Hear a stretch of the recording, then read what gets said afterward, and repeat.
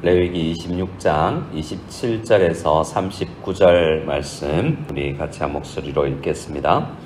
너희가 이같이 될지라도 내게 청종하지 아니하고 내게 대항할진대 내가 진노로 너희에게 대항하되 너희의 죄로 말미암아 7배나 더 징벌하리니 너희가 아들의 살을 먹을 것이요 딸의 살을 먹을 것이며 내가 너희의 산당들을 헐며 너희의 분향단들을 부수고 너희의 시체들을 부서진 우상들 위에 던지고 내 마음이 너희를 싫어할 것이며 내가 너희의 성읍을 황폐하게 하고 너희의 성소들을 황량하게 할 것이요 너희의 향기로운 냄새를 내가 흠량하지 아니하고 그 땅을 황무하게 하리니 거기 거주하는 너희의 원수들이 그것으로 말미암아 놀랄 것이며 내가 너희를 여러 민족 중에 흩을 것이요 내가 칼을 빼어 너희를 따르게 하리니 너희의 땅이 황무하며 너희의 성읍이 황폐하리라. 너희가 원수의 땅에 살 동안에 너희의 본토가 황무할 것이므로 땅이 안식을 누릴 것이라. 그때 땅이 안식을 누리리니 너희가 그 땅에 거주하는 동안 너희가 안식할 때 땅은 쉬지 못하였으나 그 땅이 황무할 동안에는 쉬게 되리라.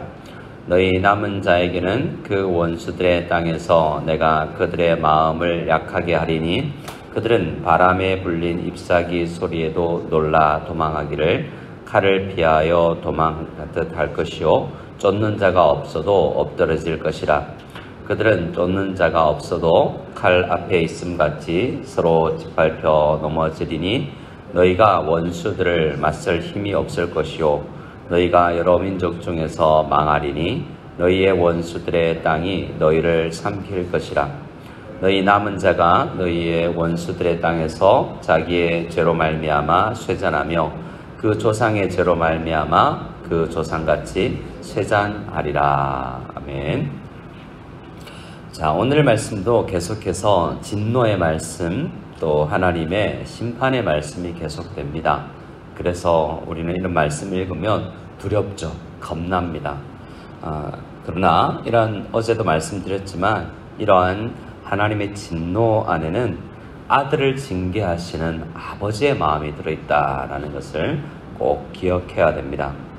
그래서 어제도 말씀드렸지만 누가복음의 그 탕자의 비유의 말씀에 보면 아무것도 없고 자기 죄로 말미암아서 호랑방탕하여서 쥐엄나무 열매도 돼지 먹는 음식도 먹지 못할 지경에 이르렀지만 그 가운데 어떤 마음이 생겨나기 시작합니까?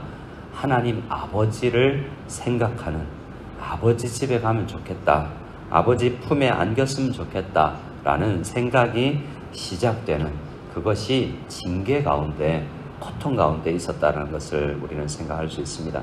그래서 많은 징계가, 많은 질병이, 많은 경제적 어려움이 우리에게 꼭 나쁜 것만은 아니라 그것을 통해서 하나님을 생각하게 되는 통로가 될 수 있다라는 생각으로 이것을 40절 이하에 나오는 것처럼 기쁘게 이 가운데서도 없어도 하나님을 볼 수 있어서 감사하게 되는, 그래서 다시 돌이키게 되는, 아무것도 다 환경은 달라진 것 없지만 하나님을 향할 수 있음에 기뻐할 수 있는 그러한 마음을 우리가 생각할 수 있기를 원합니다. 27절부터 다시 보면 여전히 반복되죠. 18절에서 23절에서 27절에서 반복되는 것이 있는데요. 이만큼 벌에도 사람은 죄가 있어서 얼마나 죄악이 깊은지 하나님께로 돌아오지 않습니다.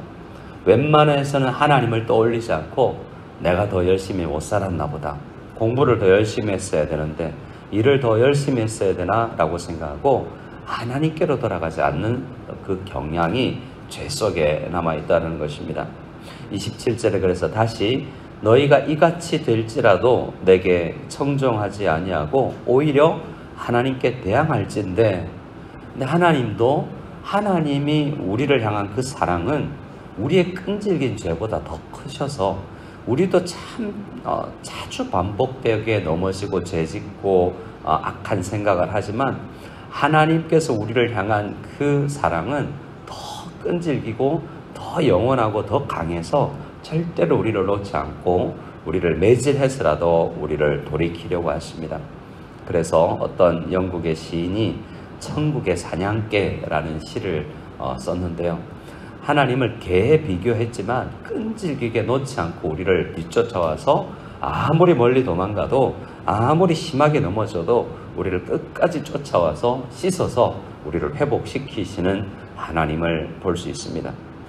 자, 28절에 보면 우리가 하나님 앞에 청종하지 않고 순종하지 않고 대항해도 대항하면 어떻게 하시냐면 또다시 더 강한 징벌을 하시는데 또 7배나 더 강하게 징벌하신다라고 말씀하십니다.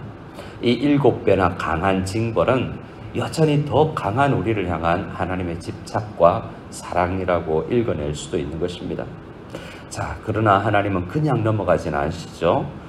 우리가 하나님의 축복을 26장이 시작하면서 3가지로 우리가 확인했는데요. 음식을 대표로 하는 우리의 필요를 채우시는, 우리의 육체적 필요를 채우신 하나님의 축복에 대해서 이야기했고, 우리 심리적 평안, 샬롬이 축복이라고 이야기했고요. 또 하나님의 임재, 하나님의 동행하심이 우리를 향한 축복이라고 말씀했습니다. 오늘 그러나 14절부터 계속되는 이 저주의 내용을 보면 반대죠. 필요를 거두어 가시는데 어느 정도로요? 29절에 보면 먹을 것이 없는데 자녀의 아들의 딸의 살을 먹게 되는 지경까지 이르도록 우리를 황폐하고 우리에게 먹을 것을 필요를 빼앗아 가실 수도 있다라고 이야기합니다. 우리 부모들은 제일 먼저 경제적인 어려움을 겪게 되면 입을 것, 옷을 잘 안 산다고 이야기합니다. 그리고요, 더 어려우면 먹을 것을 좀 줄입니다. 그러나 끝까지 한국 엄마들이 포기하지 않는 게 자녀 교육이라고 이야기하죠.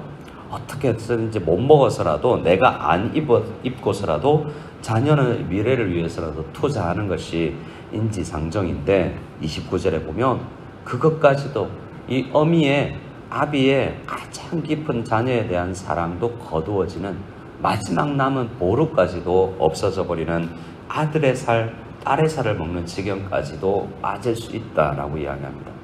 죄란 이렇게 이 지경에 갈 때까지도 돌이키지 않는 것이 이 죄의 강함인 것입니다.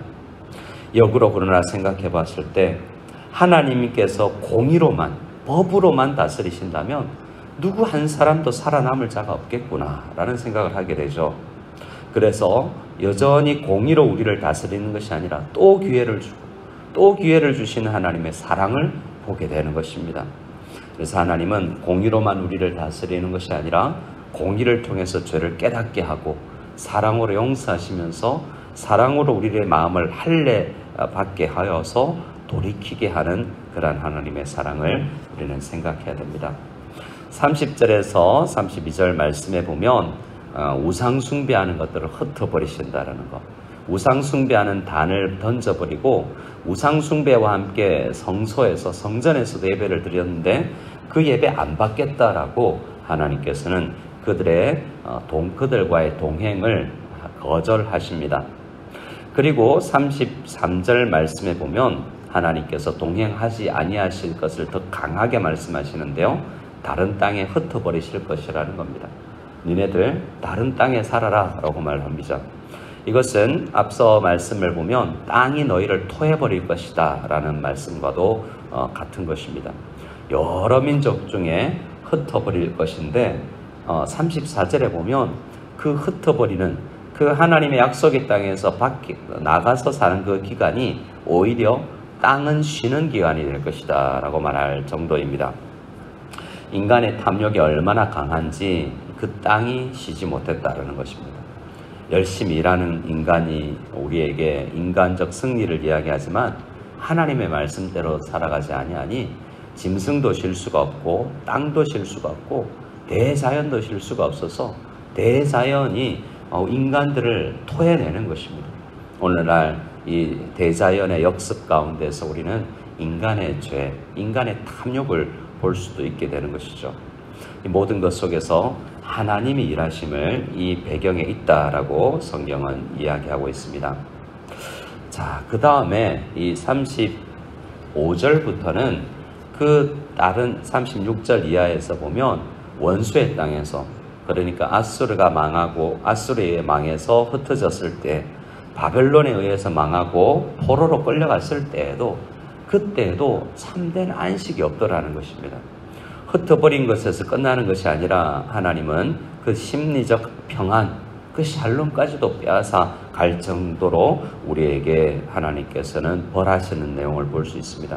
36절 하반절에 보면 바람에 불린 잎사귀 소리에도 놀라 도망하기를, 그냥 바람 불어서 나뭇잎 하나가 떨어지는데 그것에 깜짝 놀랄 정도로 우리가 심리적으로 쇠약해질 수 있다는 것입니다. 아무도 쫓아오는 자가 없지만 우리는 혼자서 넘어지고, 27절에 우리를 쫓아오는 자가 없어도 마치 칼 앞에 있는 것처럼 벌벌 떨며 마음의 평안이 없게 될 지경까지 이르를 수 있다라고 말씀하고 있습니다. 자, 두렵죠, 이렇게 되면. 그러나 오늘 이 말씀을 통해서 우리가 생각해야 될 게 뭡니까? 야, 죄가 이렇게 심각한 문제를 발생케 하는구나 라는 것입니다. 우리에게 있는, 여전히 있는 죄의 영향력이 이렇게 강하다는 것을 생각하고 우리가 하나님 앞에 경외심을 가질 때, 그러나 그 죄 때문에 우리가 두려워할 것이 아니라 그 죄보다 더 강하신 하나님의 사랑, 공의로만 우리를 대하시는 것이 아니라 공의에도 불구하고 하나님께서 우리를 어떻게든 씻으셔서 우리를 돌이키게 하신다는 그 하나님의 사랑을 이 말씀 속에서, 야, 이렇게 해도 포기를 안 하신 하나님, 우리를 흩으시고 우리의 마음에 이렇게 불안감을 조성하게 하셨어도 돌이키게 하시는 그 하나님의 그 일하심을 우리가 생각하고, 그때 그렇게 벌받지 아니하고 하나님 앞에 미리 돌아서는 지혜로운 아들이 되기를 원합니다 라고 간절히 기도하며 나아가야 될 것입니다. 그래서 41절, 오늘 읽진 않았지만 어제도 읽었던 그 말씀을 보면, 하나님 내 마음에 할례를 해주셔서 내 스스로는 되지 않더라도 마음의 할례가 상징하는 것은 성령님께서 해주신다는 것입니다. 성령님께서 말씀이 들리게 해주시고 그 말씀이 내 속에서 역사해야만 이 깊은 죄성에서 회복될 수 있다고 생각하고, 내 결단으로 안 되는 그것을 하나님, 오늘도 주 없이는, 성령님 없이는 내가 살 수 없으니 이 아침에 성령님께서 내 마음을 다스려 주셔서 이토록 강한 죄 가운데서 일어설 수 있도록 도와주십시오. 내 마음에 할례를 해주셨으니 그 마음이 더 낮아지게 해주시고, 주님의 그 진노 속에서도 주님의 사랑을 느끼게 해주시옵소서. 간절히 기도하며 나아가는 우리들이 다 될 수 있기를 원합니다. 마지막으로 기도할 것은 또 우리 다음 세대입니다. 39절 말씀에 보면 남은 자라고 이야기하면서 조상과 같이라는 표현이 있는데요, 우리 다음 세대가 우리 어른 때문에 피해를 본다는 것이 남아 있습니다. 조상들의 죄도 언젠가 회개해야 돼. 우리 자녀들이 우리 부모의 죄를 회개할 때가 온다라고 말합니다. 우리 이 시간 같이 기도할 때는 하나님, 우리 부모 세대가 우리 자녀 세대를 품고 나아갈 수 있도록 도와주셔서 다음 세대까지 죄를 넘겨주지 않도록 하나님, 우리 부모 세대가 깨어서 있게 해주시고, 우리 자녀들의 살을 먹는 것이 아니라 자녀들의 영혼을 채울 수 있는 우리 부모가 될 수 있도록 도와주시옵소서. 간절히 기도하는 이 아침이 다 되기를 소원합니다.